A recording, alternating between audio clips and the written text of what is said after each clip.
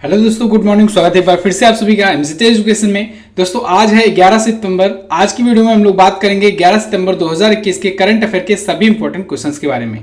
पूरी वीडियो ध्यान से देखिएगा, पूरी वीडियो डिटेल में आपको समझाई गई है। अगर वीडियो पसंद आए तो वीडियो को लाइक और शेयर जरूर कर देना। अगर आप इस चैनल पर नए आए हो, चैनल को सब्सक्राइब करो, बेल आइकन को प्रेस करो, जिससे आने वाली सभी वीडियोज का नोटिफिकेशन आप तक पहुंचता रहे। इस वीडियो की पीडीएफ फाइल और डिटेल्स के साथ क्विज दोस्तों मिल जाएगी आपको हमारे एप्लीकेशन एमजीटी ऐप पर।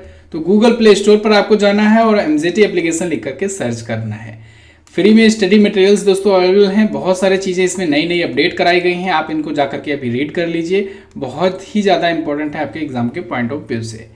चलिए बात करते हैं लास्ट डे के क्वेश्चन की। लास्ट डे का मेरा पहला क्वेश्चन था आपसे, भारतीय गन्ना अनुसंधान संस्थान कहाँ पर स्थित है। तो देखिए दोस्तों, यहाँ पर थोड़ा सा ध्यान देने वाली बात है। अगर पूछा जाए भारतीय गन्ना अनुसंधान संस्थान, तब आप बताएंगे उत्तर प्रदेश के लखनऊ में स्थित है। कहाँ पर? उत्तर प्रदेश के लखनऊ में है। लेकिन अगर आपसे पूछा जाए कि राष्ट्रीय गन्ना अनुसंधान केंद्र कहाँ पर स्थित है, तब आप बताएंगे कोयम्बटूर में। कहाँ पर? कोयम्बटूर में दोस्तों ये राष्ट्रीय गन्ना अनुसंधान केंद्र है। एक्चुअली में ये राष्ट्रीय गन्ना अनुसंधान और प्रजनन केंद्र है, ओके, कोयम्बटूर में। लेकिन भारतीय अगर गन्ना अनुसंधान केंद्र पूछा जाता तब आप लखनऊ बताएंगे। जोजिला दर्रा लद्दाख में है। भवाई कहाँ का लोक नृत्य है? ये राजस्थान और गुजरात का लोक नृत्य है दोस्तों।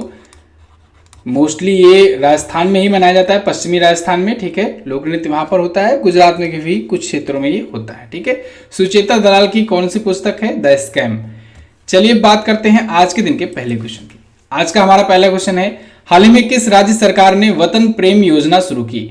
तो अभी हाल ही में गुजरात राज्य सरकार ने वतन प्रेम योजना शुरू की है। वतन प्रेम योजना ये क्या है? देखिए यहाँ पर वतन प्रेम योजना दोस्तों ये गुजरात सरकार के द्वारा शुरू की गई है, पब्लिक की हेल्प के लिए, वहाँ की जनता की हेल्प के लिए।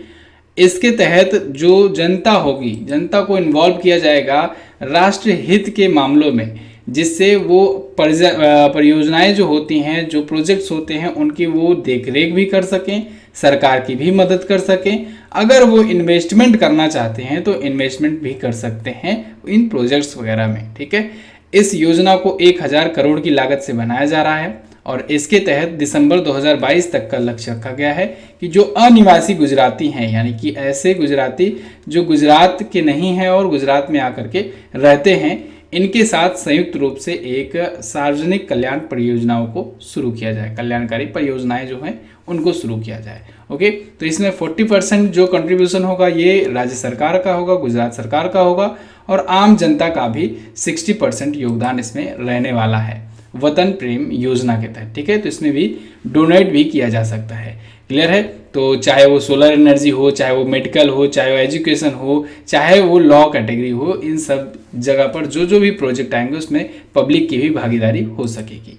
चलिए अब गुजरात आया है, गुजरात के बारे में जान लेते हैं कुछ पॉइंट्स। जैसे गुजरात मैप में आप देखेंगे तो यहाँ पर है गुजरात। अच्छा, गुजरात और महाराष्ट्र दोनों अलग हुए थे दोस्तों 1 मई 1960 को। कब? 1 मई 1960 को ये अलग हुए थे। तो इसी वजह से 1 मई को गुजरात का भी स्थापना दिवस मनाया जाता है और 1 मई को ही महाराष्ट्र का भी स्थापना दिवस मनाया जाता है। गांधीनगर यहाँ की कैपिटल है। विजय रूपाणी जी ये बीजेपी पार्टी से यहाँ के हैं, करंट टाइम पर सीएम। आचार्य देवव्रत जी यहाँ के गवर्नर हैं। विक्रम नाथ जी ये तो चेंज हो चुके हैं, ये एक्चुअली में चले गए हैं सुप्रीम कोर्ट में, जज बन गए हैं, ठीक है। सुप्रीम कोर्ट में जज बन गए हैं, तो विक्रम नाथ जी अभी फिलहाल यहाँ पर नहीं है। क्लियर?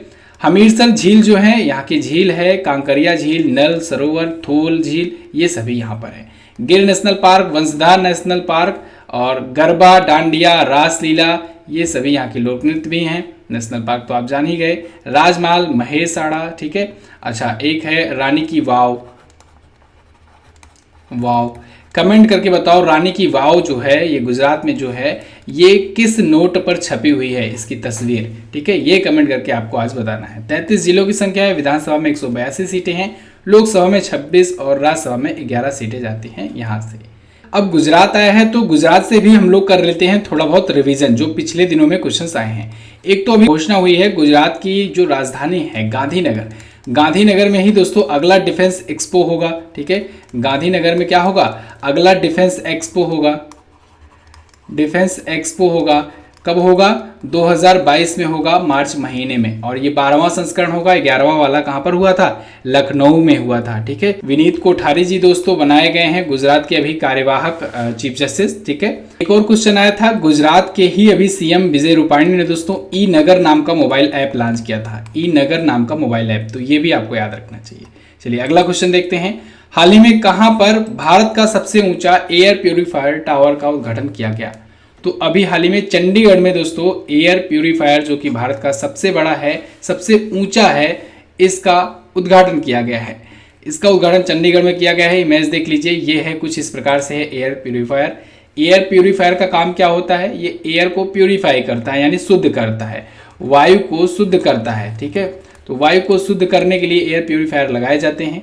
ये 500 मीटर के रेडियस में फैला हुआ है, बनाया गया है इसको। ठीक है, इसका परिसर जो है ये 500 मीटर का है और ऊंचाई है इसकी 24 मीटर की। तो 24 मीटर की ऊंचाई वाला ये देश का सबसे ऊंचा एयर प्यूरिफायर है। ओके, और इसको साफ सफाई भी करने की ज़रूरत नहीं पड़ेगी। खास बात तो यही है कि ये ऑटोमेटिक अपने आप को, अंदर इसमें पंखे वगैरह लगे हैं तो अपने अंदर के भी कचरे को भी साफ कर देगा और एयर को तो ये प्यूरिफाई करेगा ही। कितना एयर प्यूरिफाई करेगा? तो दोस्तों ये 3.88 करोड़ क्यूबिक फीट हवा को प्यूरिफाई कर सकेगा। कितना? 3.88 करोड़ क्यूबिक फीट हवा को। क्लियर? चलिए, तो अच्छा, अभी एक ऐसे ही एक क्वेश्चन आया था कि दिल्ली में भारत का पहला स्मॉग टावर लगाया गया है। तो ये भी आपको याद रखना चाहिए। भारत का अगर पहला स्मॉग टावर पूछा जाए तब आप दिल्ली बताएंगे, और अगर भारत का सबसे ऊंचा एयर प्यूरिफायर पूछा जाए तब आप बताएंगे चंडीगढ़ में। क्लियर? चंडीगढ़ के ये ट्रांसपोर्ट चौक पर लगाया गया है।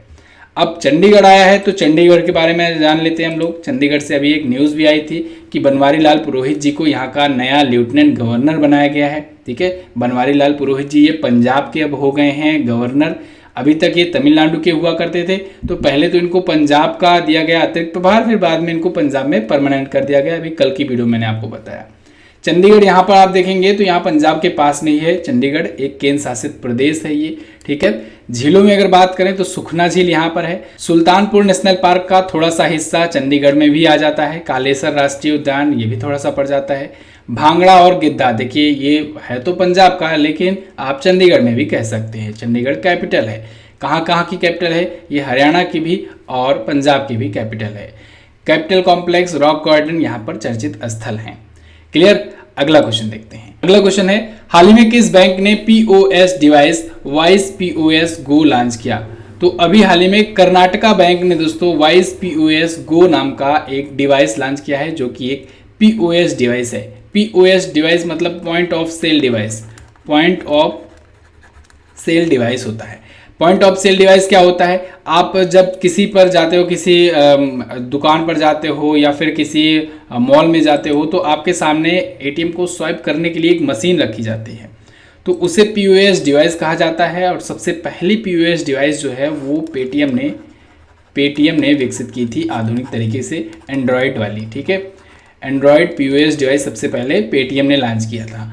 तो वाइस पीओएस गो नाम का ये भी एक प्रकार की स्वाइपिंग मशीन होगी। तो अब इससे क्या होगा?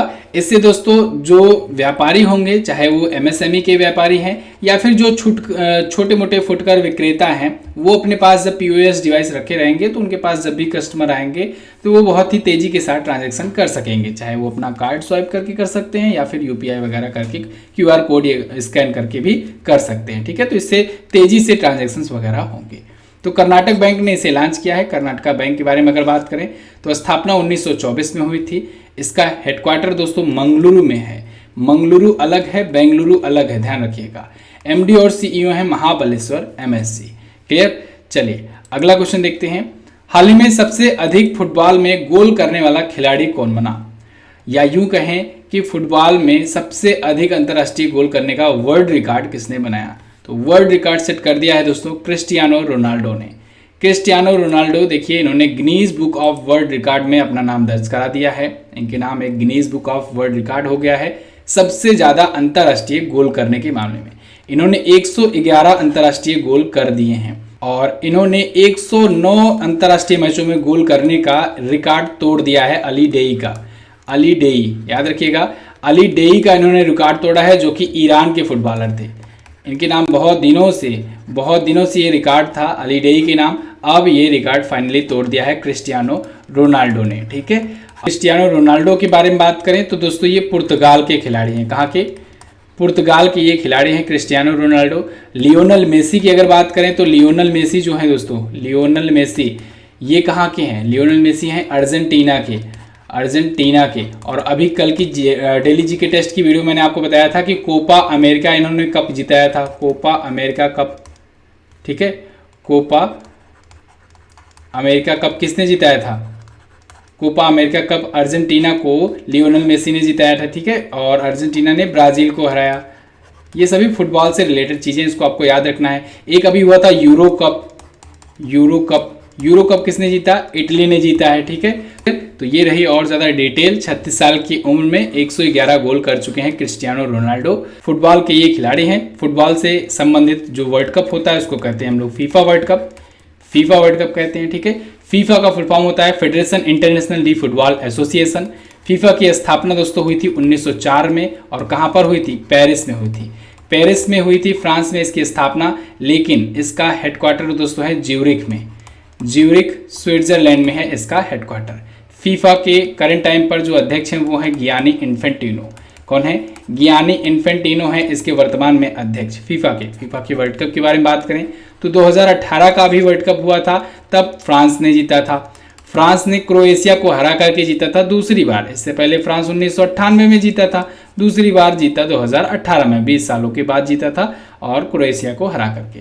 2022 वाला फीफा वर्ल्ड कप कहाँ पर होगा? ये होगा कतर में। ठीक है, कहाँ पर होगा? कतर में, याद रखना है, इंपॉर्टेंट है। अगला क्वेश्चन देखते हैं। हाल ही में इंटरनेशनल रोड फेडरेशन इंडिया का अध्यक्ष किसे नियुक्त किया गया?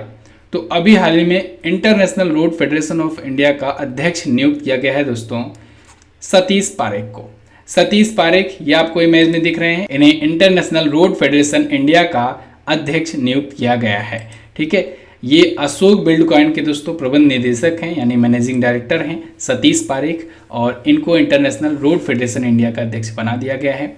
International road federation of India जो है दोस्तों, इसकी स्थापना 1948 में हुई थी। जिनेवा में ये हेडक्वार्टर्ड है। ठीक है, तो दुनिया भर के बेहतर और सुरक्षित सड़कों के लिए ये काम करता है। जैसे भारत में अभी एक मैं बताऊं ऐसे रिलेटेड संस्था है BRO, बॉर्डर रोड ऑर्गेनाइजेशन। ये बॉर्डर पर रिलेटेड जो भी रोड से संबंधित जो चीज़ें होती हैं उनको बनाता है। ठीक है, रोड वगैरह।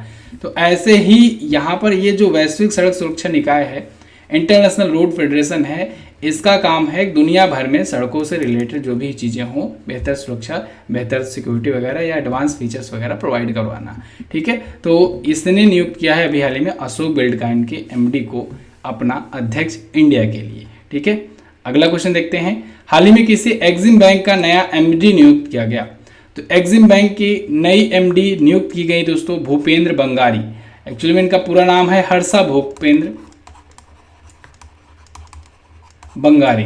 ठीक है, इनका पूरा नाम है हर्षा भूपेंद्र बंगारी। इन्हें एग्जिम बैंक बोले तो export import bank of India का MD नियुक्त किया गया है, यानी मैनेजिंग डायरेक्टर नियुक्त किया गया है। ये आपको इमेज में दिख रहे हैं, ये हैं हर्षा भूपेंद्र बंगारी। इनको अगले 3 वर्षों के लिए नियुक्त किया गया है। अभी वर्तमान में ये एग्जिम बैंक में डिप्टी MD हुआ करती थी। ठीक है, अच्छा, एग्जिम बैंक के बारे में बात करें तो 1982 में यह स्थापित हुआ था। मुंबई में ये हेडक्वार्टर है, export import bank of India. Okay, ये हर देश में होता है। ठीक है, एक्सपोर्ट इंपोर्ट बैंक हर एक देश का होता है अपना अपना। यहाँ पर हम लोग इंडिया की बात कर रहे हैं। अच्छा, एक्सपोर्ट इंपोर्ट बैंक से अभी कुछ क्वेश्चंस आए थे चर्चे में, उनको रिवाइज कर लेते हैं।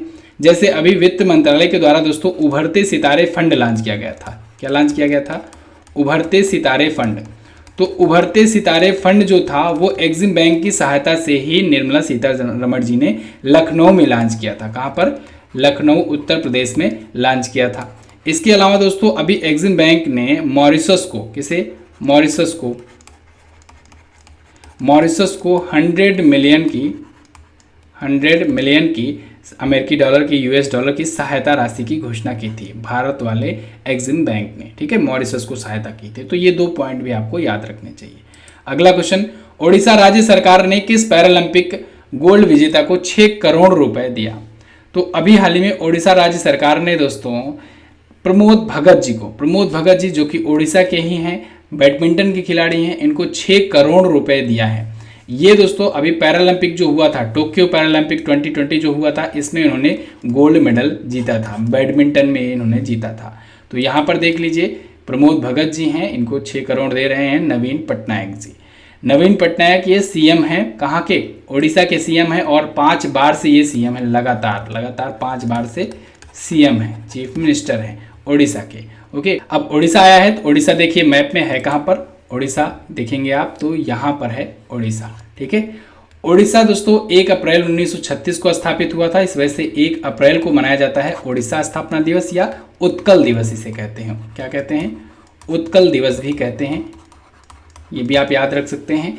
भुवनेश्वर यहाँ की कैपिटल है। नवीन पटनायक जी बीजू जनता दल पार्टी से, बीजू जनता दल पार्टी से यहाँ के करंट टाइम पर है चीफ मिनिस्टर। गवर्नर है प्रोफेसर गणेशी लाल। एस मुरलीधर जी यहाँ के चीफ जस्टिस हैं उड़ीसा हाई कोर्ट के। चिल्का झील दोस्तों खारे पानी की सबसे बड़ी झील है भारत की, ये यहीं पर है। अंशुपा कांजिया झील ये भी है। सिमलीपाल राष्ट्रीय उद्यान, नंदनकानन जूलॉजिकल पार्क, ये सभी है कहाँ पर? उड़ीसा में ही। ठीक है, इसके अलावा घुमरा छाऊ ये उड़ीसा का नृत्य है। कटक जगन्नाथ मंदिर, कोणार्क, पारादीप ये चर्चित स्थल हैं। अगला क्वेश्चन देखते हैं। अगला क्वेश्चन है भारत का पहला आपातकालीन हवाई पट्टी वाला नेशनल हाईवे कहाँ बना?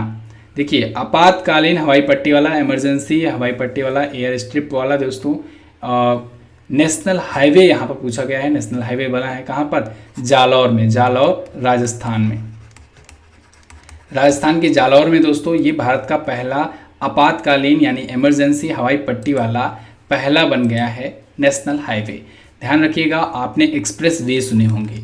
अभी इस क्वेश्चन को लेकर के बहुत से लोग कंफ्यूज होते हैं। एक्सप्रेस वे आपने सुने होंगे जहाँ पर इमरजेंसी लैंडिंग के लिए फाइटर प्लेन वगैरह उतार दी जाती है, लेकिन यहाँ पर देखिए ये नेशनल हाईवे पर उतारा गया है और इंडियन एयरफोर्स की ये जहाज़ है। और नेशनल हाईवे, पहला नेशनल हाईवे बना है ये जालौर में जो स्थित है। ठीक है, अगर हवाई पट्टी पूछा जाए एक्सप्रेस वे पर, तो एक्सप्रेस वे में तो सबसे ज़्यादा हवाई पट्टी के मामले में तो 2 एक्सप्रेस वे ऐसे हैं उत्तर प्रदेश में जहाँ पर ऐसी सुविधा है कि फाइटर प्लेन को इमरजेंसी में लैंड कराया जा सकता है। कौन कौन से में? लखनऊ आगरा एक्सप्रेस वे में और पूर्वांचल एक्सप्रेस वे में।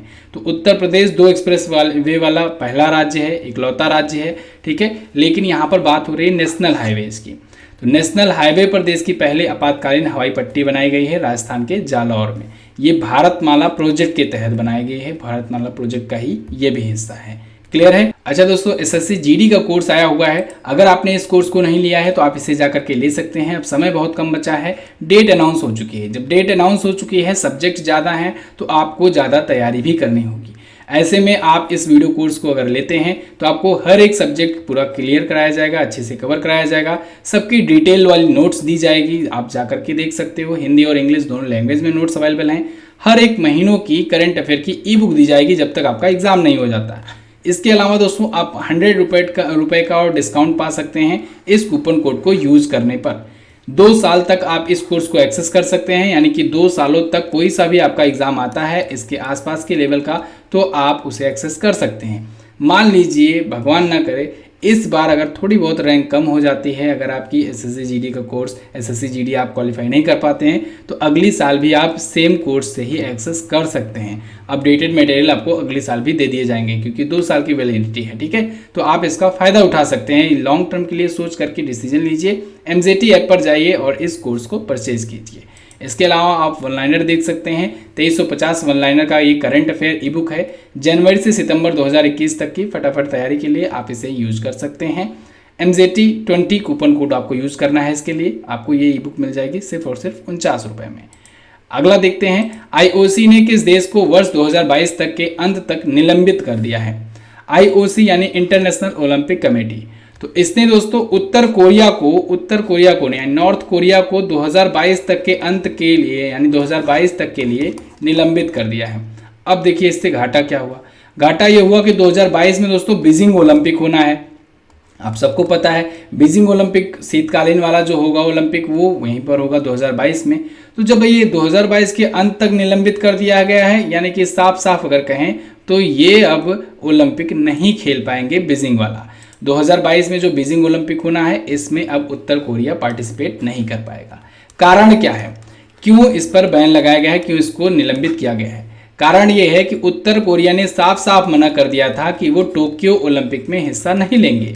जब टोक्यो ओलंपिक में वो हिस्सा नहीं लेंगे, अपनी भागीदारी को नहीं दिखाए, तो इसी वजह से ओलंपिक कमेटी जो है वो रुष्ट हो गई और उसने कहा कि आपके बैन को 2022 तक के लिए बढ़ा दिया जाता है, अब आपको 2022 तक के लिए निलंबित कर दिया जाएगा। अच्छा, बैन यहाँ पर नहीं कहेंगे, यहाँ पर हम लोग निलंबित कहेंगे, ठीक है। अच्छा, एक बात और, अभी बैन से याद आया, रसिया दोस्तों जो है, रसिया जो कंट्री है, इस पर वाडा ने बैन लगाया था। वाडा ने बैन लगाया था 2016 में, ऐसे ही इसी प्रकार से जैसे इसने 2022 के अंत तक कहा है, ऐसे ही उसने भी कहा था कि अगले 4 वर्षों के लिए आप पर बैन लगा दिया जाएगा। तो जब बैन लगाया जाएगा तो इसका मतलब आप टोक्यो ओलंपिक में हिस्सा नहीं ले पाओगे।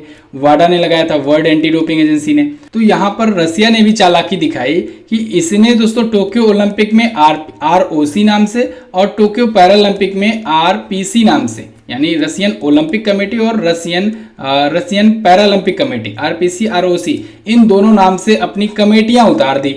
और देखिए मजे की बात तो ये है, RPC की अगर बात करें तो यहाँ पर ये 4थे स्थान पर इसने अपना सफर खत्म किया, यानी देखिए इतना मेडल भी जीत गए ये लोग, ठीक है। तो RPC और ROC के नाम से ये लोग अपनी कमेटी के नाम से, ओलंपिक कमेटी के नाम से ये लोग उतरे थे मैदान में, देश पर बैन लग गया था, ठीक है। देश का कोई खिलाड़ी इसमें शामिल नहीं हुआ था। ऐसे ही बहुत सारे डिटेल के लिए दोस्तों आप लोग डेली जीके टेस्ट को फॉलो किया कीजिए। इसमें आपको डेली जीके आपका तैयार कराया जाता है, ठीक है, बहुत ही अच्छे से। डेली लाइव आते हैं लोग 7 PM पर। धीरे धीरे संख्या बढ़ती जा रही है और भी लोग जुड़ते जा रहे हैं, लोगों को जैसे जैसे पता चलता जा रहा है, आप सबका प्यार इसमें मिलता जा रहा है। और आप लोग ये भी कर सकते हैं कि अगर जो टेस्ट की वीडियो नहीं देखें उसको बाद में भी देख सकते हैं। ऐसा नहीं है कि लाइव वीडियो होती है तो आप सिर्फ लाइव में ही देखें। बहुत से लोग कंफ्यूज रहते हैं, सोचते हैं कि लाइव क्लास मेरी छूट गई तो हम नहीं देख पाएंगे। नहीं, बिल्कुल नहीं, आप पुरानी जो क्लास है उनको देख सकते हैं। बिल्कुल जर्क फ्री कंटेंट होता है, ज़्यादा रुका नहीं जाता है बीच में, आप उसको देख सकते हैं, ठीक है, बाद में भी। ऐसा नहीं है कि आप लाइव अगर छूट गया तो क्लास नहीं ले सकते हैं। आप जरूर जाइए, जो पुरानी वीडियो है उसको भी देखिए और जो शाम को वीडियो आएगी 7 बजे उससे जुड़िए जरूर। चलिए बात करते हैं अगले क्वेश्चन की। IDFC फर्स्ट बैंक के MD और CEO कौन बने हैं? तो वो बन गए हैं दोस्तों वी वैद्यनाथ जी। एक्चुअली में इनकी दोबारा से नियुक्ति हुई है, यही CEO और MD थे ही, यानी मैनेजिंग डायरेक्टर और चीफ एग्जीक्यूटिव ऑफिसर थे ही, इनकी दोबारा से नियुक्ति हो गई है IDFC फर्स्ट बैंक में। ओके, तो यहाँ पर इमेज देख लीजिए, ये हैं वी वैद्यनाथ जी, ये दोबारा से नियुक्त किए गए हैं IDFC फर्स्ट बैंक में। ओके, तो इनको RBI ने मंजूरी दे दी है इनकी नियुक्ति की। कार्यकाल इनका होगा अगला 3 वर्ष का। एक बार फिर से IDFC फर्स्ट बैंक के बारे में बात करें तो ये 2015 में स्थापित हुआ था दोस्तों, मुंबई में हेडक्वार्टर है। अच्छा, इसका पहला ब्रांड एम्बेसडर किसे बनाया गया ये पूछा जा सकता है। तो इसके पहले ब्रांड एम्बेसडर दोस्तों अमिताभ बच्चन जी बनाए गए थे। कौन? अमिताभ बच्चन जी को पहला ब्रांड एम्बेसडर बनाया गया था। RBI ने क्यों मंजूरी दिया है? क्योंकि RBI ही दोस्तों जो भी बैंकें होती हैं, जो भी प्राइवेट टाइप की बैंकें होती हैं या फिर जो भी बैंकें होती हैं, उसके जो शीर्ष पद वाले होते हैं अधिकारी, उनके लिए RBI की मंजूरी लेनी जरूरी होती है।